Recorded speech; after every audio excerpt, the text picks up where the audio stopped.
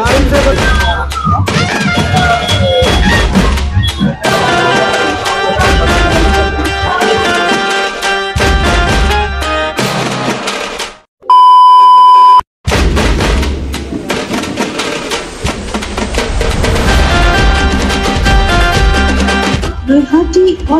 বন্ধু, সবাইকে একটা নতুন ব্লগে। তো আজকে এসেছি আমি তো কাকিনাড়া। আজকে যেহেতু গণেশ চতুর্থী, তাই আমি চলে এসেছি একদম কাকিনাড়াতে। কারণ আমাদের ওয়েস্ট বেঙ্গলের সবচেয়ে ভালো গণেশ পুজো কাকিনাড়াতে হয়। তোমাদেরকে দেখাবো, কারণ কাকিনাড়াতে অনেক বড় বড় গণেশ পুজো হয়, তাই চলে এসেছি এখন। চলো তোমাদেরকে কাকিনাড়াতে ঘুরিয়ে দেখাবো গণেশ পুজো কেমন হয়, যেহেতু আজকে গণেশ ষষ্ঠী আছে। চলো।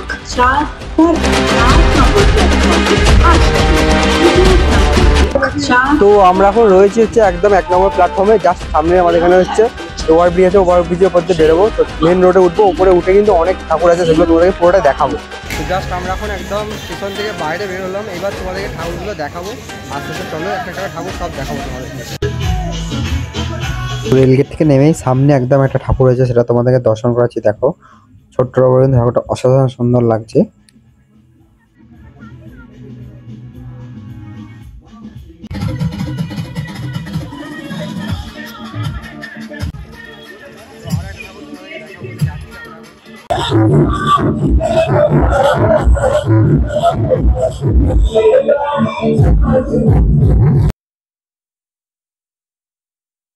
তো এখন হচ্ছে একদম ভাট পাওয়ার কাছে, ভাট পাওয়ার যে মণ্ডপগুলো আছে সেগুলো তোমাদেরকে দেখাবো। চলো একটা একটা করে। রাধেশ্যাম যাদব, সন্তোষ সাউ, বিনোদ সাউ, সদন সাউ।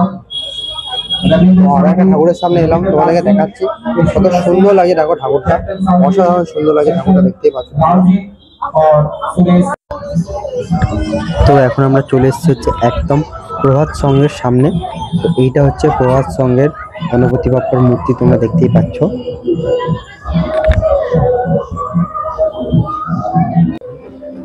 তো প্রভাত সংঘের ভেতর দিকেই রয়েছে হচ্ছে সনাতন সংঘ। তো এইটা হচ্ছে সনাতন সংঘর এবছরের গণপতি বাপ্পার মূর্তি, সেটাই তোমাদেরকে দর্শন করাচ্ছি। দেখতে পাচ্ছ অসাধারণ লাগছে মূর্তি দেখতে, তোমরা দেখতে পাচ্ছ কত সুন্দর লাগছে। তো ভাটপাড়া প্রভাত সংঘের ঠিক অপর দিকেই রয়েছে একদম সুরক্ষা সংঘ। তো এবছরে এইখানকার থিম হচ্ছে পরিত্যক্ত বাড়ি, মানে পুরোনো বাড়ি যেমন পড়ে থাকতে থাকতে যেটা হয়ে যায়, সেই বাড়ির থিম করেছে। তো চলো আস্তে আস্তে আমরা মণ্ডপের ভেতরে প্রবেশ করি, তোমাদেরকে দেখাই যে ভেতরের থিমটা কেমন আছে। তো দেখতেই পাচ্ছ মণ্ডপের ভেতরে মানে হচ্ছে পরিত্যক্ত বাড়ির ভেতরে যেমন অ্যাম্বিয়েন্স থাকে, মানে গাছপালা গজিয়ে যায় এবং বিভিন্ন রকম দেওয়াল দিয়ে শেকড় টেকড় গজিয়ে যায়, মাকড়সার জাল থাকে, বাদুড়ের বাসা তৈরি করে, ঠিক সেরকম ভাবে কিন্তু অ্যাম্বিয়েন্সটা তৈরি করা যায়। দেখো, তো চলো আস্তে আস্তে এবারে একদম মেন মণ্ডপের দিকে যায়, মানে যেখানে হচ্ছে পুজোটা হয়েছে, মূর্তিটা রয়েছে ঠাকুরের। তো চলো ভেতর দিকে গিয়ে তোমাদেরকে মূর্তিটা দর্শন করাবো। তো দেখতে দেখতে দেখো চলে এসেছি একদম মেন জায়গায়, যেখানে গণেশ ঠাকুরের মূর্তি রয়েছে। তো দেখতে পাচ্ছ এখানে গণেশ ঠাকুরের মূর্তিটা কিন্তু পুরোপুরি গাছের শেকড়ের যেমন ছাল হয়, সেভাবে কিন্তু গণেশ ঠাকুরের শরীরটাকেও তৈরি করা হয়েছে। তো আমরা এখন কার্গিল সেবা সমিতির সামনে ঠাকুরটা দেখাবো, চলো। তো এই হচ্ছে কার্গিল সেবা সমিতির গণেশ মূর্তি, সেটা তোমাদেরকে দর্শন করাচ্ছি, দেখতেই পাচ্ছ। এখানে কিন্তু মূর্তিটা একটু অন্যরকম লাগছে, গণেশ মূর্তিটা দেখতেই পাচ্ছ তোমরা। এটা একটা নতুন রকমের মূর্তি। তো এই দেখো এখানকার ঠাকুরে কিন্তু দেখতে পাচ্ছ গণেশের কিন্তু পুরো রাজবেশ করা, কত সুন্দর লাগে ঠাকুরটা দেখতে, তোমাদেরকে দেখাচ্ছি। আর এখন কিন্তু এখানে সন্ধ্যা আরতি চলছে। তো এবারে আমরা প্রবেশ করছি হচ্ছে একদম শিব কল্যাণ সমিতিতে। তো চলো এখন শিব কল্যাণ সমিতি তোমাদেরকে ঠাকুরটা দেখাবো। মেন তো লাইটের গেট পার করে চলে এলাম, এবার হচ্ছে একদম রাস্তার ধার দিয়ে এবং উপর দিয়ে দেখো সুন্দর করে লাইটের ডেকোরেশন করা হয়েছে, এবং তারপরে তোমাদেরকে মণ্ডপ দেখাবো। তো এবছরে কিন্তু শিব কল্যাণ সমিতির থিম হচ্ছে অকাল বোধন মন্দির। তো চলো সেটাই তোমাদেরকে দর্শন করাবো। চলে এসেছে একদম মন্দিরের কাছে, দেখতে পাচ্ছ। এখন এলাম হচ্ছে শিব কল্যাণ সমিতি, দেখাবো ঠাকুরটা। যাই একটা সুন্দর মন্দির হয়েছে, দেখো তোমাদেরকে দেখাচ্ছি। তো দেখতে পাচ্ছি এটা হচ্ছে শিব কল্যাণ সমিতির সুন্দর একটা মণ্ডপ, তোমাদেরকে দর্শন করাচ্ছি। চলো এবার ভেতরে যাবো, ভেতরে গিয়ে ঠাকুরটা তোমাদের দর্শন করাবো।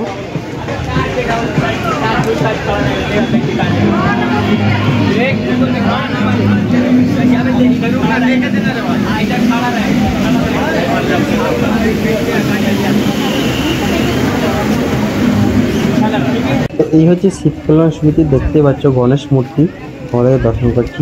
বেশ অসাধারণ লাগে কিন্তু ঠাকুরটা দেখতে পাচ্ছ, এবং ঠাকুরের মাথার উপরে 5 রকম কিন্তু দেবতা বা অবতার বলতে পারো বা পশুর মুখ রয়েছে, দেখতে পাচ্ছ তোমরা।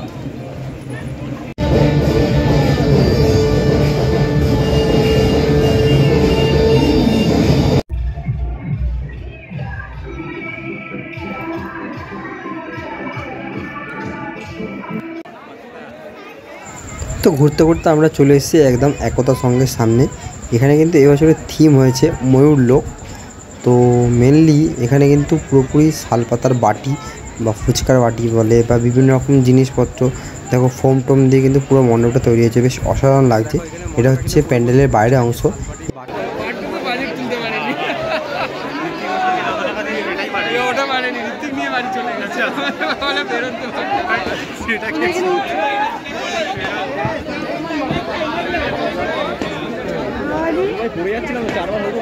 এইটুকু ঘিরে এই অবস্থা উঁচু করে পরে যেন পড়া যাবে না।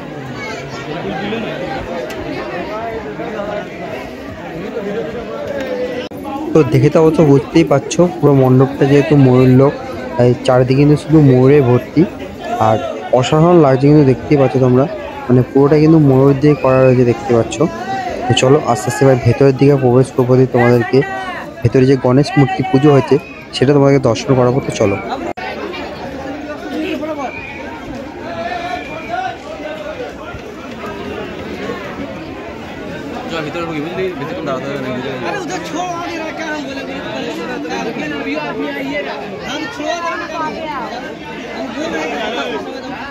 তো এবারে চলে এসেছি একদম প্যান্ডেলের একদম ভেতর অংশে, মানে যেখানে রয়েছে তোমার গণেশ মূর্তি পুজো হয়েছে সেই অংশে একদম চলে এসেছি, তোমাদেরকে দেখাই ভেতরের অংশটা কতটা সুন্দর লাগছে, দেখতেই পাচ্ছ তোমরা।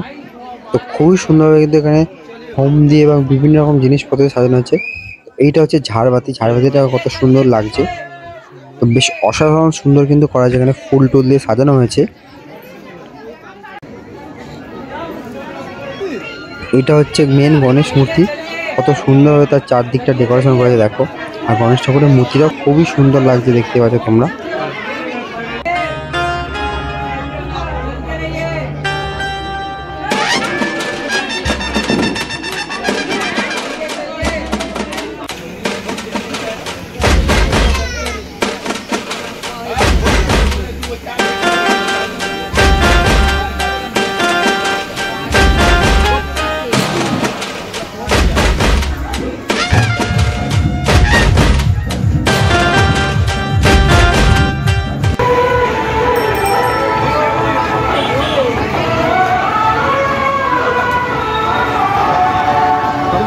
প্যান্ডেলের সামনে ঢুকলাম, তোমাদেরকে দেখাবো।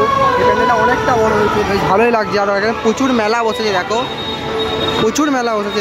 মানে এখানে এত বড় মাঠ এরিয়া আছে, দেখেই বুঝতে পারছো তোমরা যে কত বড় মেলা বসেছে দেখো।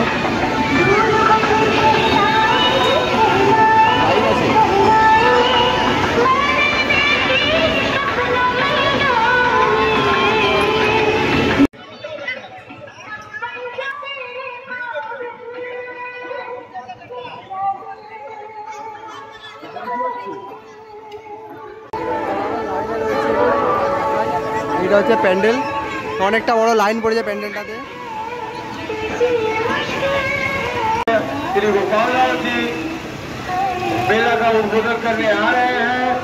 आप सभी मां बहनों से आना की ओर से श्री श्री गणेश पूजा के शुभ अवसर पर हार्दिक अभिनंदन। टिकट की भी सुविधा की गई है। जिस माता और बहनों को लाइन से बचना हो कृपया कर वीआईपी लाइन चली गई है। लाइन वाले शंकर भाई তো দেখতে খুব সুন্দর করে কিন্তু মণ্ডপটাকে সাজানো হয়েছে, দেখো কত সুন্দরভাবে পাখা টাকা দিয়ে এবং মাটির হাড়িতে বিভিন্নভাবে সুন্দরভাবে সাজানো হয়েছে। বেশ অসাধারণ লাগে মণ্ডপটা। চলো आप तमाम दर्शनार्थियों का हार्दिक अभिनंदन। आप तमाम माताओं और बहनों से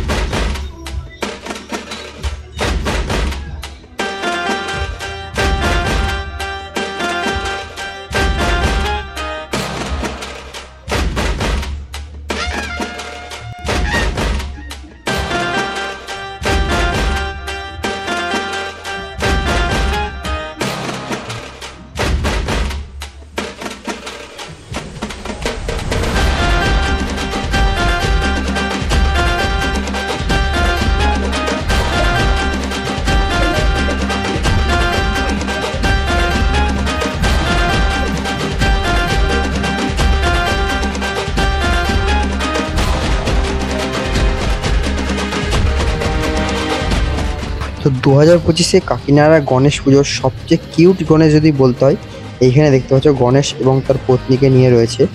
তো ঠাকুরের মূর্তিটা কিন্তু অসাধারণ সুন্দর লাগছে দেখতে এবং এত কিউট লাগছে কি বলবো তোমাদেরকে।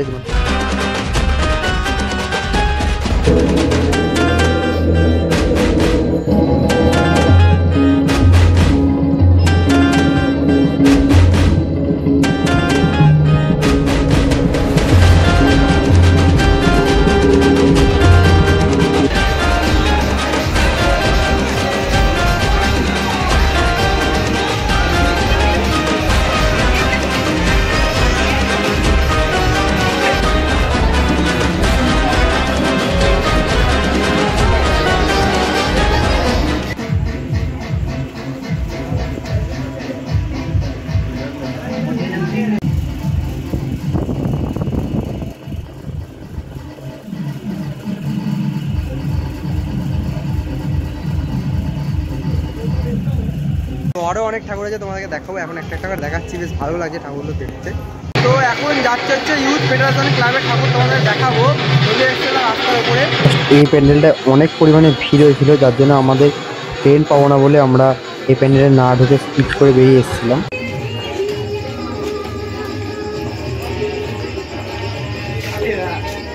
তো এখন এলাম হচ্ছে একদম বাচ্চা আলোর সঙ্গে সামনে, তোমাদেরকে দেখায় মণ্ডপটা।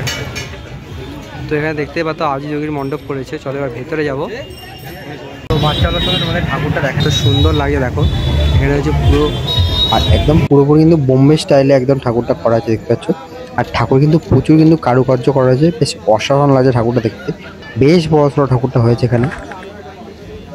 এখানে এই মণ্ডপটা কিন্তু ফুললি মাছ এবং মানে অ্যাকোরিয়াম এবং বিভিন্ন রকম পাখি দিয়ে কমপ্লিট করা হয়েছে, বেশ অসাধারণ লাগে দেখতে।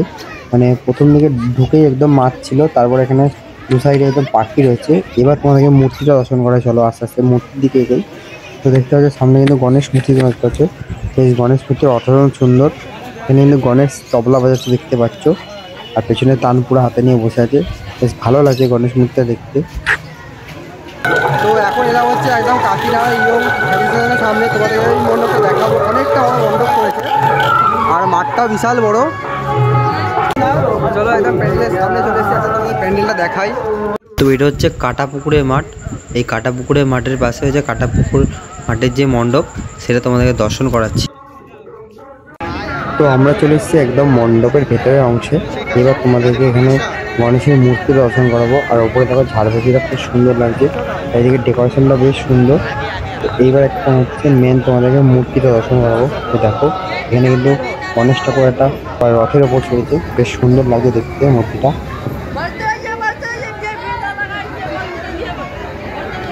তো প্যান্ডেল থেকে বেরো লাগাটা একটু মেলাটা তোমাদের ঘুরিয়ে দেখাবো। এখানে প্রচুর বড় মেলা বসেছে এই মাঠটাতে, দেখতেই পাচ্ছ তোমরা।